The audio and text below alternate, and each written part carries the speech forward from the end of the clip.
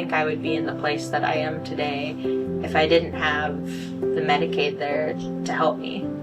I've been a type 1 diabetic since I was 2.5. I could tell that it was different from how the rest of the kids were. I carried around this teddy bear that had like patches around like all the places you can do injections. So like there'd be on the arms or the abdomen, and the nurses would always be like, all right, so Bailey, your mom will give you a shot wherever you give your teddy bear a shot.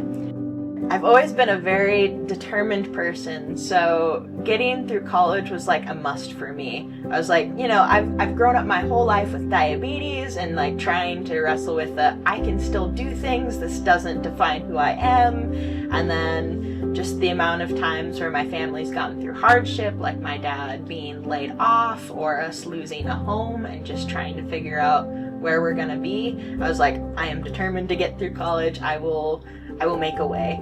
But I remember just like really wrestling with, oh, like, how am I going to afford things? I wouldn't be able to get the education that I wanted if I didn't have the Medicaid there to just keep me alive.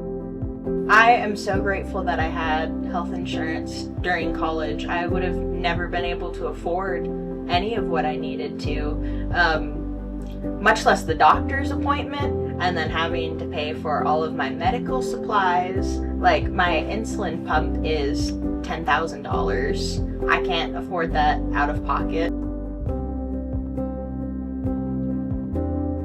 We really need the healthcare that we have in order to get our bodies to the point where we can work, we can be productive in society. And if no one's being productive, then it's not just me that gets affected, it's everyone else around me.